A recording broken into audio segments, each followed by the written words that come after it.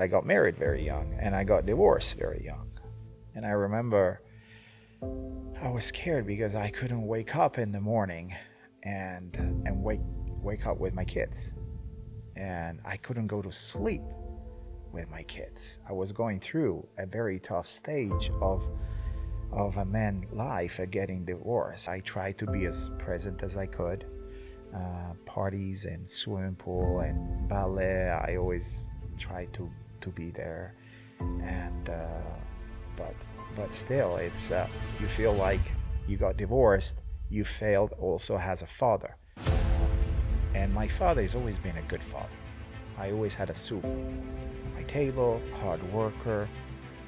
But then he never had a present father. My grandfather was gone all the time. So my dad had to grow up just like he became a dad at 19 years old. So he was a kid himself. So for him was working hard and making sure that I pay the bills and put up soup. That's fine. I don't remember my dad playing soccer with me or doing homework. Francesco, welcome to the joint. Thank you. Thank you And, for and, having th- me and here. thank you for breaking your itinerary to make it all the way down. We've been trying to do this for a minute, and then we've always had to reschedule for one reason or the other. But I'm glad to have you here today. Thank you for having me here. Right. So before we go into any of the deep stuff we want to talk about, I want to have an idea of your journey as a father. So compared to a lot of my friends, I was the first of my group, the first of my class to become a dad. And I don't know if I was drunk or if I was, if it was, A good idea or if it not? was a good idea or not. But it's been beautiful. And I was a dad at 25. I got married at 23, so I was a dad at 25. And I remember most of my friends were still going night clubbing, getting drunk, still in college, and I was running a business, running a restaurant with a wife, and with a baby coming. And then 16 months after, we had another baby, so two girls. Right. And it was beautiful but hard because I was a baby. I was still a kid. But then I had A kid. another kid, and I felt the weight that those two creatures now are mine, and I'm responsible for them. So that changed the entire way to see life. Everything became second. First was I don't know what to do. I just know I have to feed them and raise them, and that's it. And I had I had fear. I don't think any responsible father goes into fatherhood feeling very confident either. Yeah, I still don't feel confident. And I'm 50 years old with three kids, and I still don't feel confident. As I was telling you before, it's scary and a lot of questions, and you question yourself all the time. And sometimes you really get depressed because you feel like I'm failing as a dad, and probably it's with my third child that I start being more humble and ask help to God. The strange thing about this podcast is you basically just described it. The reason the idea for the podcast came up is what you just described. I found out, unfortunately, the world expects men to figure out things on their own.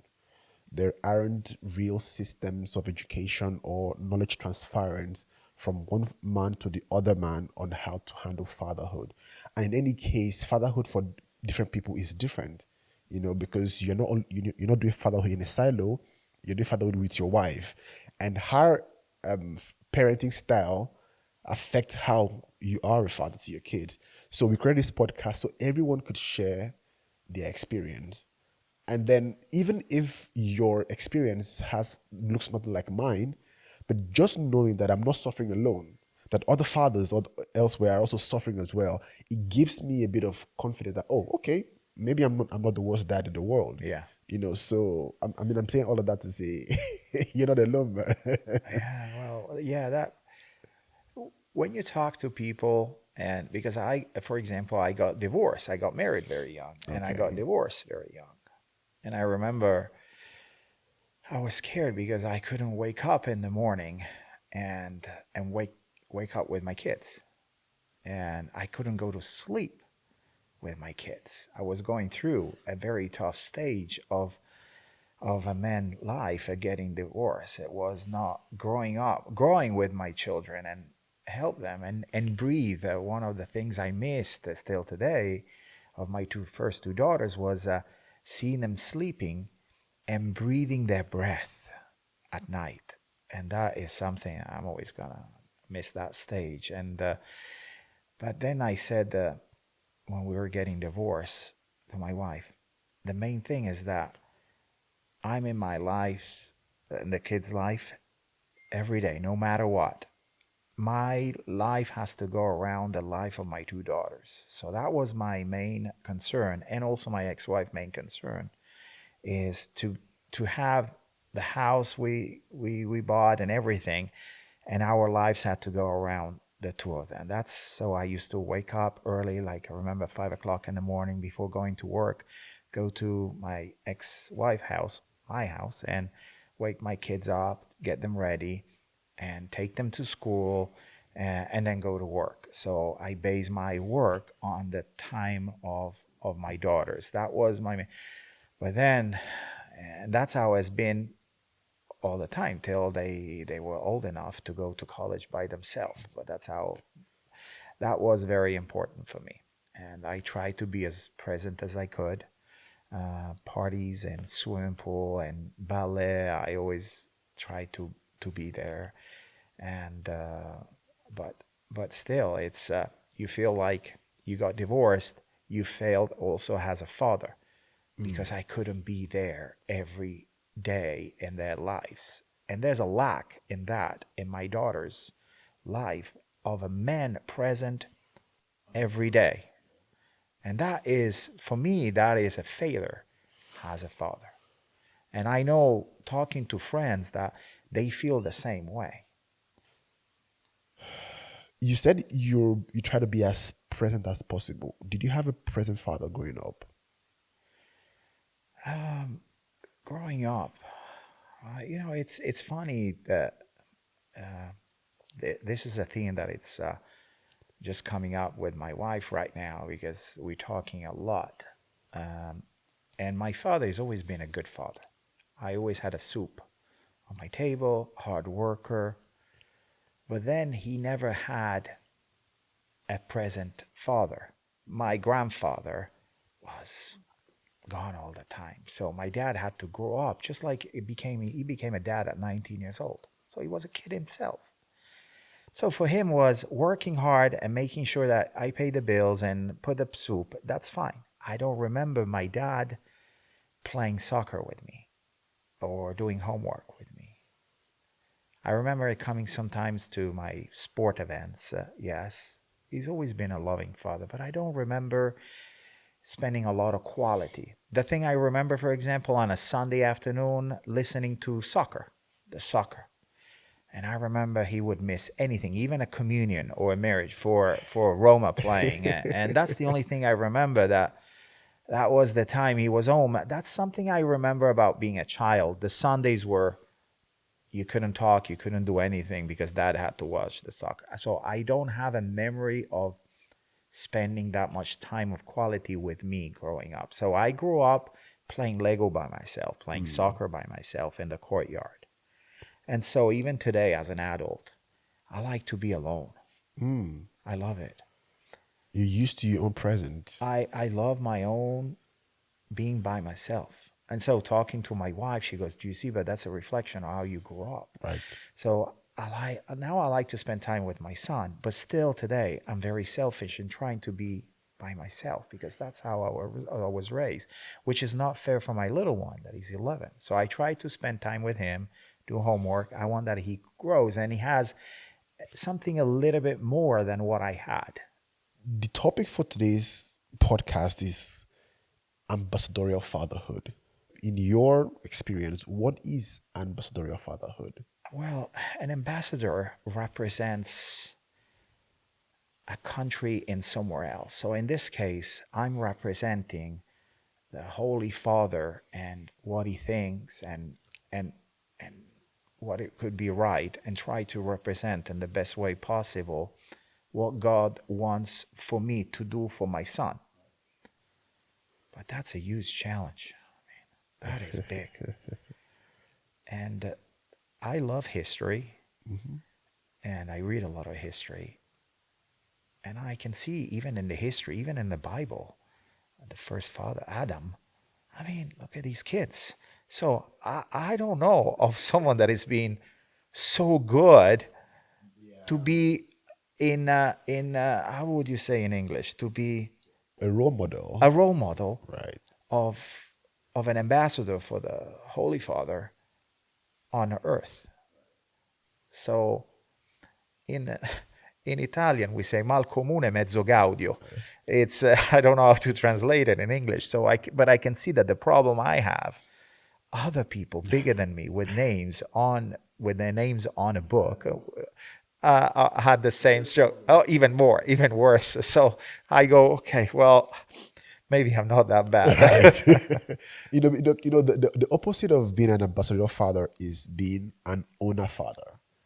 A father that says, listen, these kids are mine, and I will do with them as I please. I will raise them as I see fit. As opposed to, like you just said, being a father that represents the Holy Father to his kids. And then that's not an indictment on anybody, because most of us tend to tilt towards the ownership direction of it. But I'm going to ask, why do you think that is easier for us to see our kids as our own as opposed to God's own? Being selfish, laziness. Sometimes, and I do it too, Yep. sometimes I feel like that those are mine. So if now I want to watch that show, go to the gym, I can do it because those are mine. They do Right. what I say. Right. But and I know that's wrong. And I feel after I go, I feel bad. And but I think we all fall in it. But I think it's laziness, selfish, self-absorbed of your normal day, and sometimes the need to escape and just be by yourself and have that as an excuse. I own them, so I do whatever As I I. see fit. It's an excuse, because sometimes I feel like to protect myself I need to go, because otherwise I need this. I need to go out and be by myself, and they can stay home.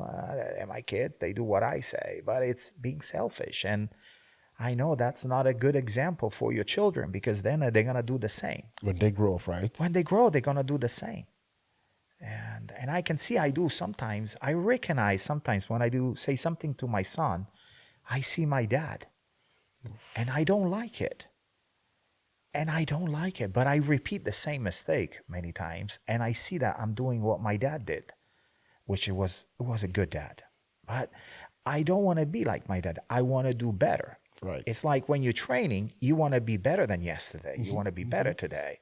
And I'd like to be better than yesterday, so better than my dad. And I want my son being a million times better than myself. But I know I'm not a good example most of the days. It's so hard. It requires so much discipline, and I don't feel like I'm pretty good in that at work, but I don't feel I'm that good, that discipline in the house with my kids. So let's talk about authority, because it looks like sometimes the reason why some of us fathers tend to want to exert our authority is that if we loosen up and say, okay, these kids are God's kids, we will lose the authority in our home. I know I have that fear. If I tell my daughter, go do something, she jumps and gets it done. But my son, who's just 3, has a way of asking why. He asks, he's learned how to say no. And I see my ego come to the surface like, Who do you think you are? This is my house. I pay the bills here. I'm in charge of the protection and provision in this house. So if I say jump, your job is to say how high, not to question my authority. But sometimes, like you just said, I tend to realize, oh snap, I'm falling back into bad patterns. You know. So is it a legitimate fear of men that if they tend to raise their kids as ambassadors, that they will lose the authority that they have in their house? I think the way you just describe it is the way I do it too. Ego. Mainly it's ego.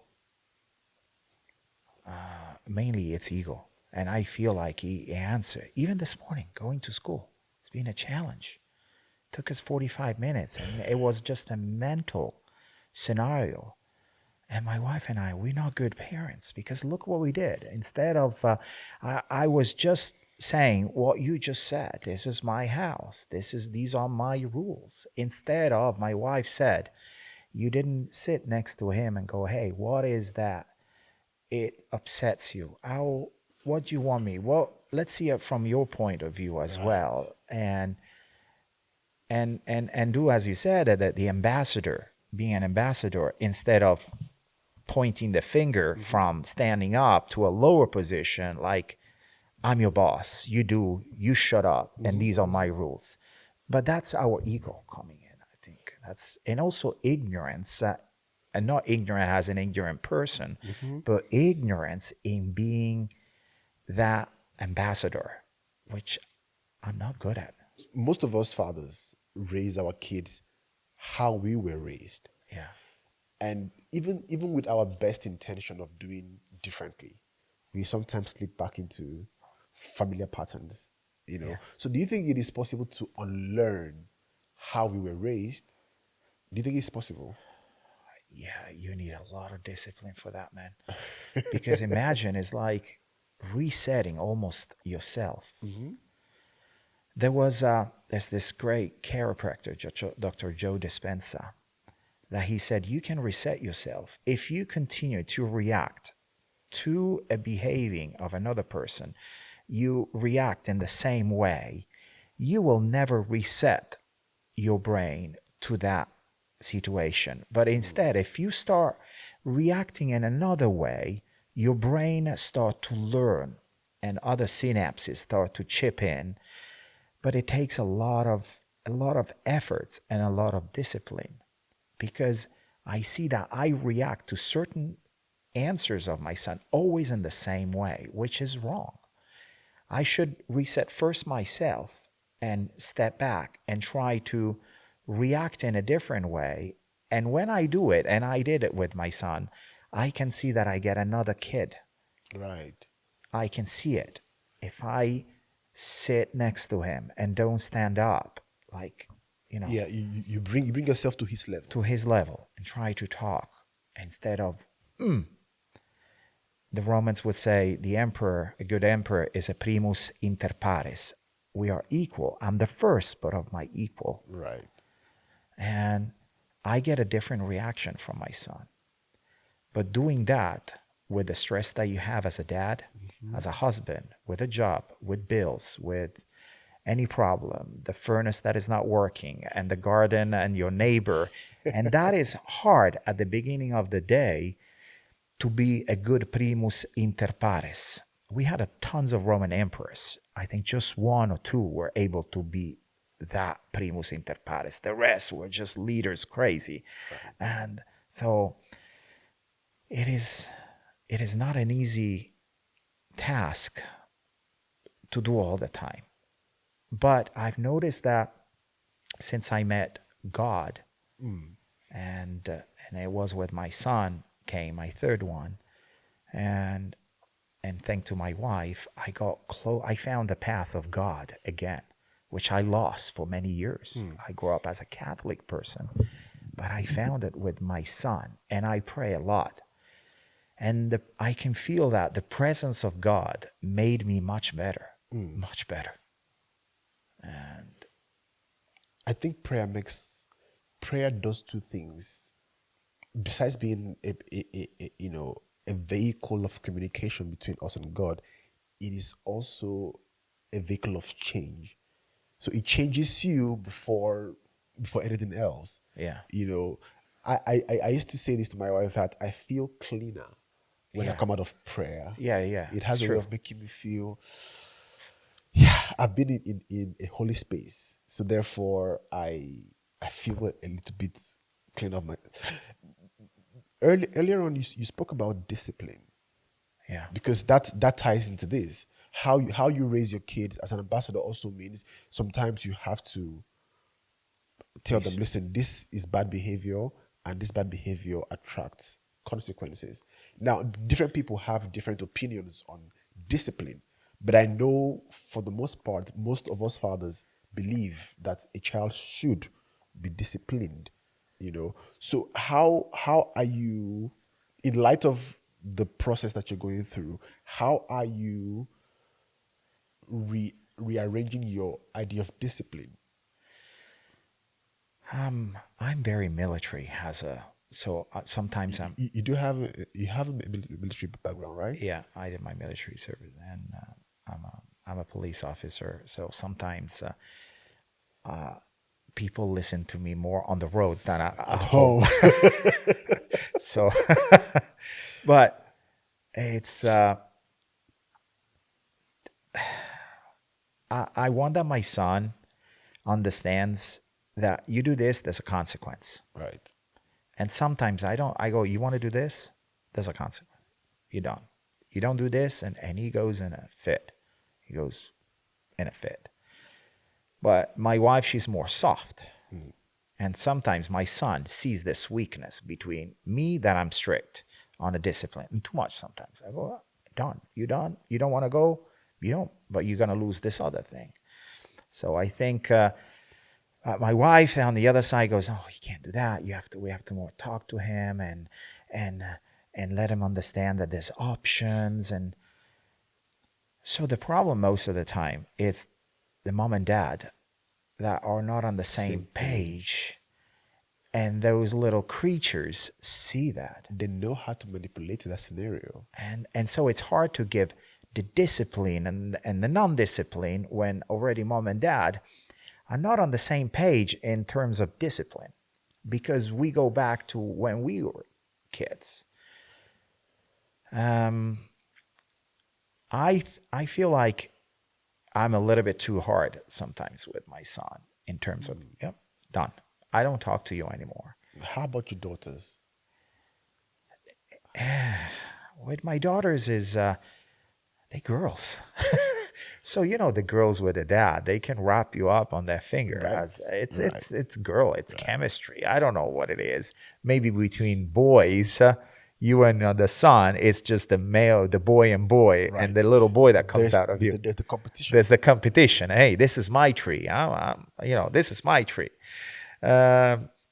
With my daughters, it's been different. I can see that I can be angry with my son, and that's wrong because I keep the angry face maybe for the day till, and that's totally wrong. That's my probably being a child. And where I see that with my daughters, it doesn't. My two daughters are the only two people in this world that can make me laugh and cry in the At the same space of time. 30 seconds without any trouble. But I also think it is because we acknowledge intrinsically that the world that we live in treats boys and girls with two different standards. Yeah. I don't think it is wrong. I'm not saying it's wrong or right. I'm just saying that those differences exist. The world is a lot more forgiving of of a woman's mistakes than it is of a man's mistakes. Yeah. So being hard on the boy, I think in the immediate might not really seem fair, but you're not raising him for your household. You're raising him for the general society. So he needs to be a man. He needs to be man. He needs to be firm. He needs to know that, listen, you're going to go through hardship. Yeah. And no one is going to come to save you. But I also agree with your wife as well. I would never say this to my wife. but I agree with your wife. Yeah. The reason I say that is because we need balance. Yeah. If both parents are aggressive, that's borderline abuse. But if both parents are also soft and, you know, liberal, it is also abuse because the child grows up not having boundaries. Exactly. So I don't think I mean, of course, you know what moderation is. So of course you can decide how moderate you want to tamper yourself to. But I don't think boys will be better off if they were given excess liberties. But how hard is to get that balance? Well, that's between you and God and your son. Yeah. Because what worked for me, okay, so I started um, practicing martial arts when I was 12 because the kid in school used to bully me. So my mom registered me for taekwondo. I still practice till today. But what that did for me was I got used to being contacted with kicks and punches. My body got used to it. So that meant that as an African parent that believes in caning you if you're badly behaved, that no longer worked on me because I was enjoying it in the dojo. So Yeah. if you're going to use physical discipline on me, it had no effect anymore. So, but another kid is fearful of the cane, whereas I wasn't anymore. So just because it worked on person A doesn't mean it's going to work on person B. So it is incumbent on you as a father to decide, okay, this is what works for my son, and this is how much I am willing to go. It is very difficult, but I found it very difficult to find that balance because then your emotions as a human being, they come out because I just feel when he answers me bad in a very bad way, I just feel that all my fears, my troubles, and my ego of being a child, and all the problems I didn't solve of my background that I have internally, they come out because I feel just like if I'm attacked. And I forget that's a little creature that looks at me as an example instead of I'm just giving him a bad example. But then there's that part of the brain that regulates the amygdala, that regulates the emotions and the stuff that just goes in tilt instead of regulating and it's pretty funny because I'm able at my job to regulate it Yeah. and to be firm. But I think that's because people rarely question you on your job without consequences. So case in point, I am on the train or I'm driving, and then in a carabinieri says, documento. Document. I have to present my documents to prove my identity, my legal status, and all of that. No questions there. Do the same at home. My daughters will ask you why. And that's, for me, the hardest question to answer because it basically means I have to explain to you my authority here. And I don't like it. I don't think most men like it. So I think that's one of the things that I will struggle with because at work, I'm a professional. I used to work with some VIPs, some highly placed government officials. I'll tell them, he said, His Excellency, sorry, you have to look in this direction. Sorry, sir, you can't say that. That's so highly placed people listen to me without questioning my intellect, my authority. But I go back home and every single thing I do, from They where question it. from where I keep my shoes to how is called into question. So my guard is always up, and I have to defend myself at the slightest provocation. So I think that's what is coming up. But you are a fighter.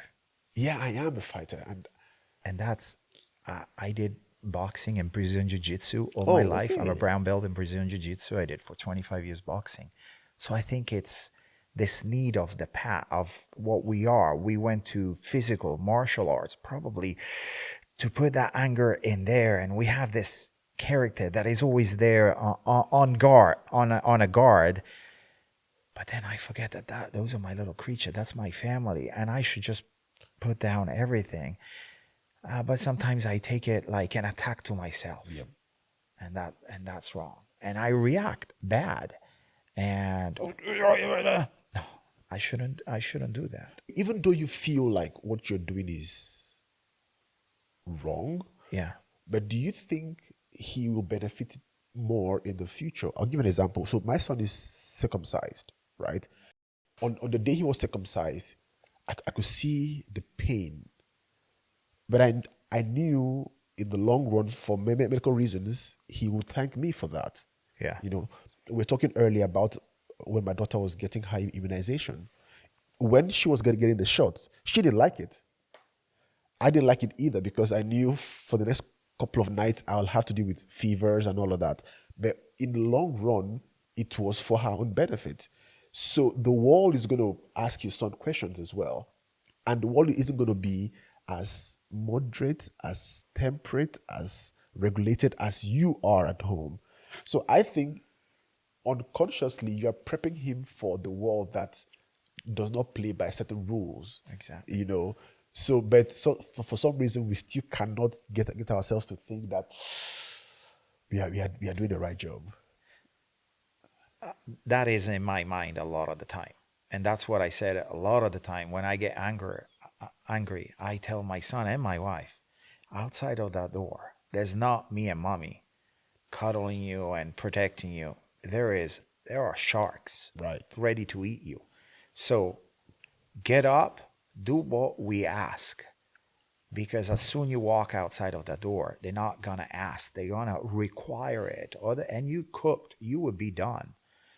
And so for sure I want him stronger. And I want that he has some tough skin. Yep. But I see also today we spoil our kids more than they what I got spoiled. Now we spoil them even more. All these kids are always on the phone looking.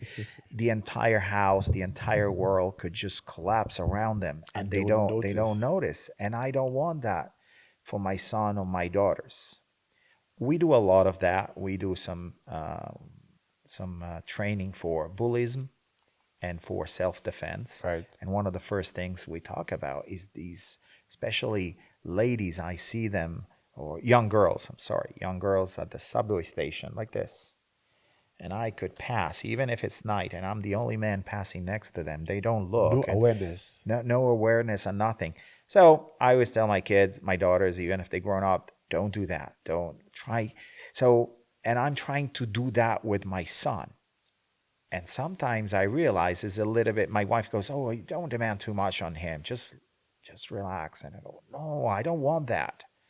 For example, I want that he comes with me and do Brazilian Jiu-Jitsu and Right. train. And because I go, you need to learn in this world how to defend yourself. You need to how to know not to be a bully, but you need to, because this is what you said, bully. I was 12 years old when I was bullied at school, and I hated it. I hated it. My dad sent me, and that's something I remember, and thank my dad for that. He sent me to boxing. Right. Well, guess what, Calvin? After a year and a half, bullies they disappeared. Because you could at that point defend yourself. You Yeah. didn't need to fight, but they knew if push came to shove, you know what to do. You knew, but the bullies were still there. I wasn't the target anymore, and I didn't see them as a threat anymore. So it's not like they disappeared from the school. They were still there in the neighborhood. Right. It's just the way I felt that I was more confident. And I want that for my son. And so probably sometimes in doing with him, being a little bit hard on them is because I don't want that he goes through that. I want him a little bit stronger. And but then that's when your wife comes in, chips in, and goes, "Oh no, that's you can't ask him what you would like to do. Just leave him alone. I don't want that outside of this world. I want him ready. I want him ready for what is outside on the streets, emotionally and physically." One of the first questions my kids learned how to ask was why. Okay, Zion, let's go to the playground. Why?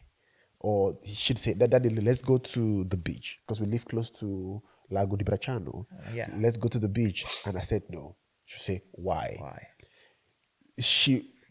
At first, it used to be very uncomfortable for me to answer the why question, because how am I going to explain to a 5-year-old that this is the reason?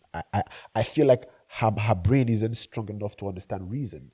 But she kept asking the why question. So I started responding. But eventually I realized that she was trying to understand the rationale behind actions. So sometimes we as parents offer discipline out of context. We know what we want to achieve. We know, based on our lived experiences, that the world outside is very unforgiving. But we don't communicate that the goal, the end goal, enough to the kids. So the kids see the training as an inconvenience, not as a preparation for real life. And I think that's something we could do better. Communication, you mean? Yeah. I'm the worst person in communication.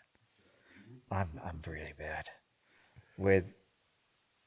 Yeah, if my wife would be here, she would say, yeah, you're not a good communicator person. And I see your point with the why.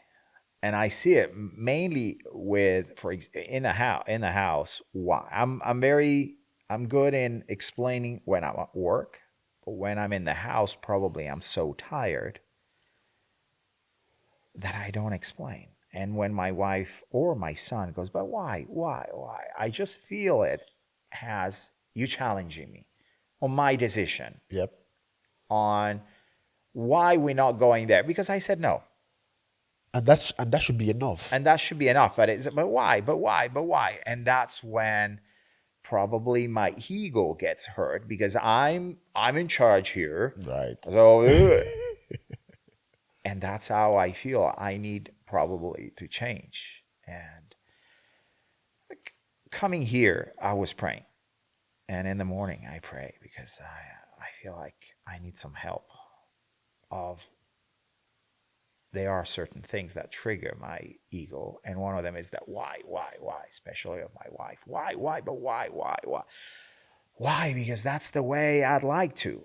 But I don't understand that there's another person that lives to me that has my same rights, and I should say, well, because Maybe we could. but that's it. Finished, done. I'm done talking, and there we are. I run away and by myself, and I need to calm down, and at that point maybe I'm able to talk again, and that's so wrong of me. So that's why I struggle, and I see myself going through a lot of challenges, and you need a lot of discipline to have that balance that we were talking before, as a father, as an ambassador, Right. and as a good husband. And sometimes I go, I'm probably not good in both of them.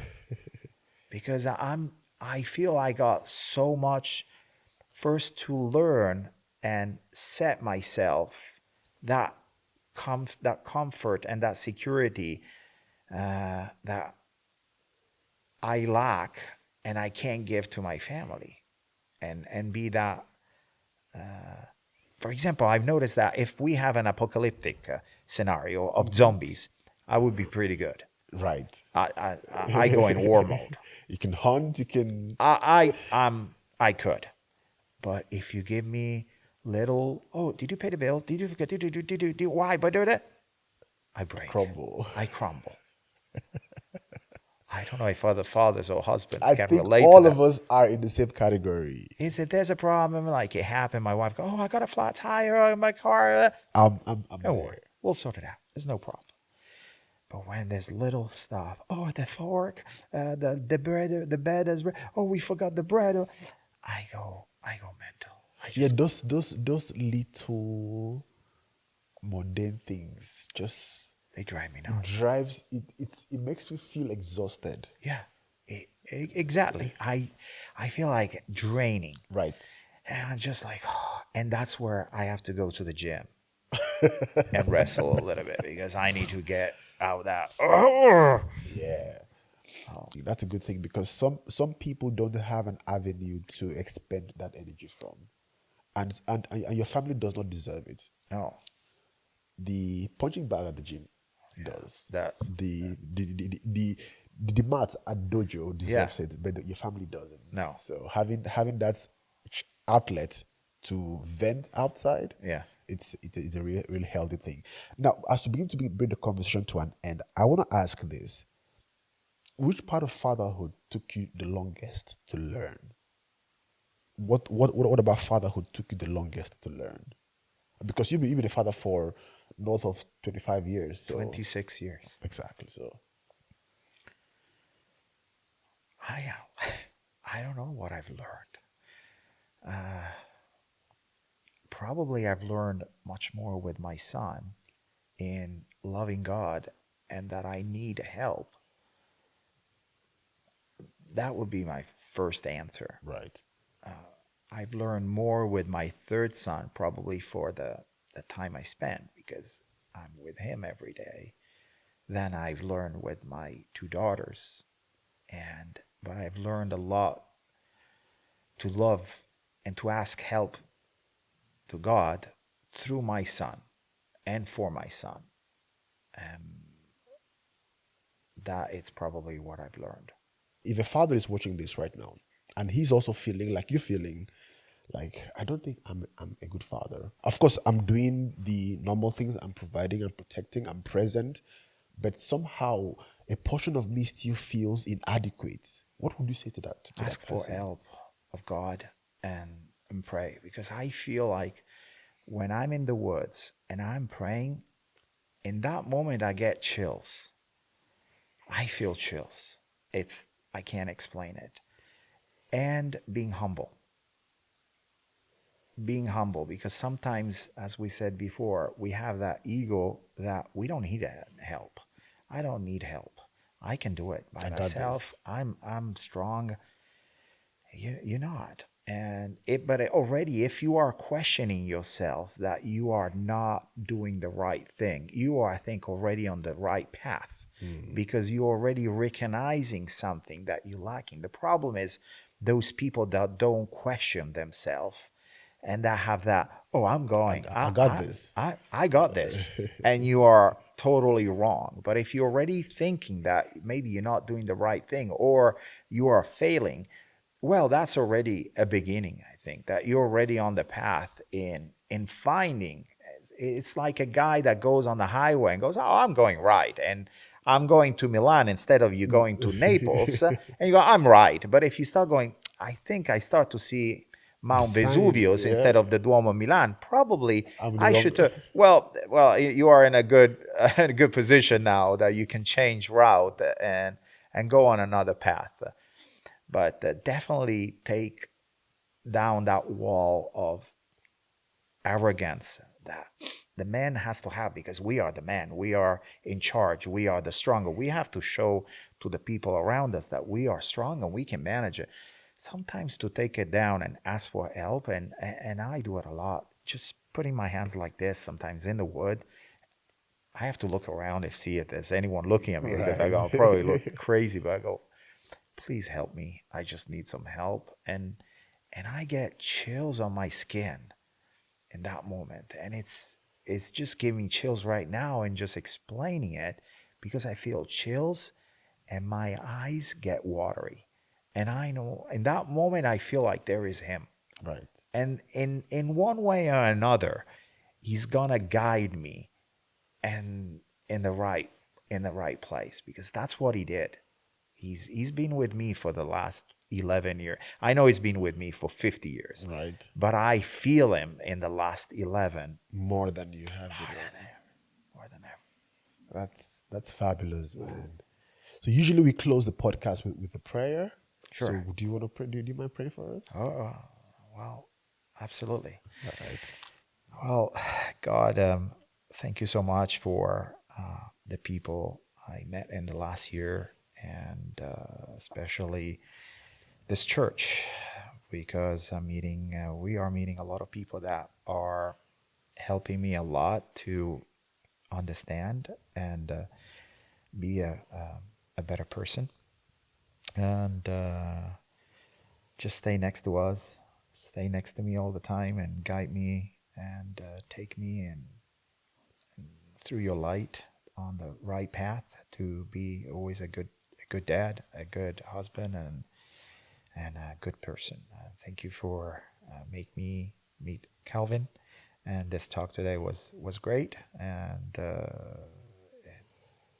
it's just been a great experience. So thank you, our Lord.